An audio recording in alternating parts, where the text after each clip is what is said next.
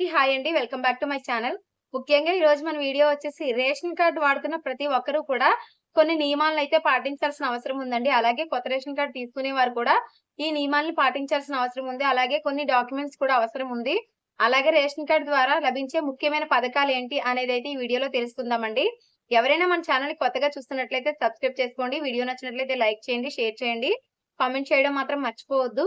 మీరిచ్చే ఒక లైక్ నాకెంతో సపోర్టివ్‌గా ఉంటుందండి. కొన్ని విషయాలు మీకు తెలిసినవే అయ్యుండొచ్చు. కొన్ని మీరు నమ్మకపోయి ఉండొచ్చు. కానీ గవర్నమెంట్ నుంచి వచ్చిన ప్రతి విషయాన్ని అయితే నేను మీకు అందించాలని కోరుకుంటున్నానండి. దయచేసి మన ఛానెల్‌ని సపోర్ట్ చేయండి. మీరిచ్చే సపోర్ట్ నాకెంతో మోటివేటివ్‌గా అయితే ఉంటుంది. సో, మీరిచ్చే ఒక వ్యూ, ఒక లైక్ నాకు ఎంతో ఉపయోగపడుతుందండి. దయచేసి మీరు ఎదుటి వాళ్ళకి హెల్ప్ చేసినట్టే ఈ ఒక్క వ్యూ ద్వారా. అలాగే జెన్యూన్ ఇన్ఫర్మేషన్‌ని మీరు సపోర్ట్ చేస్తే ఎక్కువ ఫేక్ అయితే స్ప్రెడ్ అయితే అవ్వకుండా ఉంటుంది. సో, వీడియోనైతే స్టార్ట్ చేస్తున్నానండి. రేషన్ కార్డ్ అనేది ప్రభుత్వం ఇచ్చే అనేక రకాల సంక్షేమ పథకాల లబ్ధి కోసం అవసరమైన ముఖ్యమైన డాక్యుమెంట్ అండి. అంతేకాదు మన పేదలందరికీ కూడా ఇది ఆహార భద్రతతో పాటు ఇతర ప్రభుత్వ పథకాల అర్హత నిర్ధారణకు కూడా బాగా ఉపయోగపడుతుంది. ఇదొక మంచి దివ్య ఔషధం లాంటిది పేదలకి. కానీ ఇటీవల కొన్ని మార్పులు, కొత్త నియమ నిబంధనలు అమల్లోకి వచ్చినందున కొత్త రేషన్ కార్డులు వాడాలనుకునే వారికి, కొత్త రేషన్ కార్డులు పెట్టుకోవాలనుకునే వారికి, అలాగే కొత్త రేషన్ కార్డులు పెట్టుకునే వారితో పాటు ఆల్రెడీ రేషన్ కార్డ్ ఉన్నవారు కూడా ప్రతి ఒక్కరు కూడా కొన్ని ముఖ్యమైన విషయాలనైతే తెలుసుకోవాల్సిన అవసరం అయితే ఉందండి. చాలా మంది అనుకుంటారు మనకి రేషన్ కార్డ్ అంటే ఓన్లీ బియ్యం, పంచదార ఇవే అనుకుంటారు. కొంతమందేంటంటే మాకు వాటి అవసరం ఏమీ లేదు. జస్ట్ పిల్లలకి స్కూల్ ఫీజులకి కావాలంటారు. కొంతమందేమో మాకు రేషన్ కార్డ్ ఉంటేనే ఆరోగ్యశ్రీ లాంటి కార్డ్స్ వస్తాయని కావాలనుకుంటున్నామని అంటారు. సో, అందుకనే గవర్నమెంట్ కూడా కొన్ని నియమ నిబంధనలయితే పెట్టారు. అసలు రేషన్ కార్డ్ అనేది ఎందుకు అవసరము అంటే, రాయితీ ధరలకు బియ్యం, గోధుమలు, పప్పు దినుసులు, చక్కెర, కందిపప్పు వంటి నిత్యావసర సరుకులు పొందాలన్నా, అలాగే అన్నదాత సుఖీభవ, ఎన్టీఆర్ ఆరోగ్యశ్రీ, ఉచిత గ్యాస్ కనెక్షన్ వంటి పథకాల అర్హత కోసం కూడా కంపల్సరీ రేషన్ కార్డ్ అనేది ఉండాలండి. ఇప్పుడు మనం ఉచిత కుట్టు మిషన్‌కి పెట్టుకుంటున్నాము. దానికి కూడా రేషన్ కార్డ్ ఉన్నవాళ్ళు మాత్రమే పెట్టుకోవాలి. అలాగే ఓబీఎంఎంఎస్ లోన్స్, సబ్సిడీ లోన్స్ ఇలా దేనికి పెట్టుకోవాలన్నా మీకు రేషన్ కార్డ్ అనేది ఉంటేనే పేదలకి మాత్రమే సబ్సిడీ ఇస్తారు కాబట్టి ఈ రేషన్ కార్డ్ అనేది ఖచ్చితంగా ఉండుండాలి. అలాగే ప్రభుత్వం కొత్తగా ఇచ్చే పథకాలు ఏమైనా పొందాలన్నా, లబ్ధి చేకూరాలన్నా సరే ఈ రేషన్ కార్డ్ అనేది కంపల్సరీ ఉండాలండి. అలాగే రేషన్ కార్డ్ పొందేందుకు కూడా కొన్ని మార్గదర్శకాలనైతే పాటించాలి.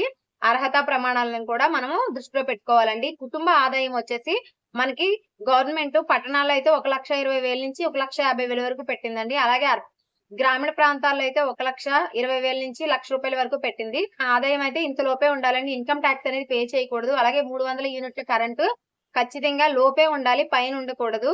అలాగే మన ఇల్లు 1000 చదరపు అడుగుల లోపే ఉండాలి. పైనుంటే అర్బన్ ప్రాంతంలో ఇబ్బంది అయితే పడతారు. అదే గ్రామాల్లో అయితే 750 అండి. ఇలా ఉంటుంది. స్క్వేర్ ఫీట్ అయితే ఉంటుంది. సో, ఈ నియమ నిబంధనలు కంపల్సరీ ఉండుండాలి. 4 వీలర్ అనేది ఉండకూడదు. ఇన్‌కమ్ టాక్స్ అనేది పే చేయకూడదు. అలాగే ప్రభుత్వ ఎంప్లాయీస్ అయితే అయ్యుండకూడదు. గవర్నమెంట్ ఉద్యోగస్తులైతే అయ్యుండకూడదు. అయితే ఆన్‌లైన్ దరఖాస్తు విధానం చేసుకోవాలి కదా! అది ఎలా అనుకుంటున్నారా? మీరు మీ సచివాలయంలో అయితే అప్లై చేసుకోవచ్చండి. కొత్తగా మ్యారేజ్ అయిన వారైతే ఖచ్చితంగా మ్యారేజ్ సర్టిఫికేట్ అయితే ఉండుండాలి. అలాగే పిల్లలు పుట్టుంటే ఖచ్చితంగా బర్త్ సర్టిఫికేట్ అనేది ఉండుండాలి. మీరు ఒకవేళ ఎప్పటినుంచో మీకు రేషన్ కార్డ్ లేదు, కొత్తగా పెట్టుకోవాలనుకుంటే కంపల్సరీ మ్యారేజ్ సర్టిఫికేట్ అనేది ఉండుండాలి.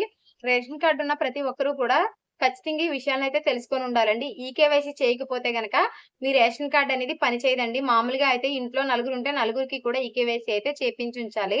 ఖచ్చితంగా ఇది ఈకేవైసీ ఎవరు చేస్తారు అంటే మనకి రేషన్ ఇస్తారు కదండీ! ఆయన. అంటే మన డీలర్ దగ్గరైతే మనం ఈకేవైసీ అయితే చేపించుకోవాలి. అలాగే రేషన్ తీసుకోకపోతే కూడా ఒక 6 నెలలకు మించి రేషన్ తీసుకోని వారి రేషన్ కార్డ్ కూడా రద్దయిపోతుందండి. లబ్ధిదారులు ఎప్పటికప్పుడు వారి కార్డు వివరాలనైతే అప్‌డేట్ చేసుకుంటూ ఉండాలి. అధికారిక వెబ్‌సైట్ గ్రామ సచివాలయం ద్వారా పూర్తి సమాచారాన్నయితే తెలుసుకుంటూ ఉండాలి. లేదంటే మీ రేషన్ కార్డ్ పోయే అవకాశం ఉంటుందండి. ఎందుకంటే చాలా మందేంటంటే కొన్ని రాష్ట్రాలకెళ్ళిపోవడం వల్ల అక్కడ రేషన్ రాదేమో, ఇక్కడ రేషన్ కార్డ్ అక్కడ పనిచేయదేమో అని అనుకుంటారు. లేదు మీ ఆధార్ కార్డ్ ద్వారా కూడా మీరు మీ రేషన్‌ని పొందొచ్చండి. కొంతమంది రేషన్ కార్డ్ పోయిందని భయపడుతూ ఉంటారు.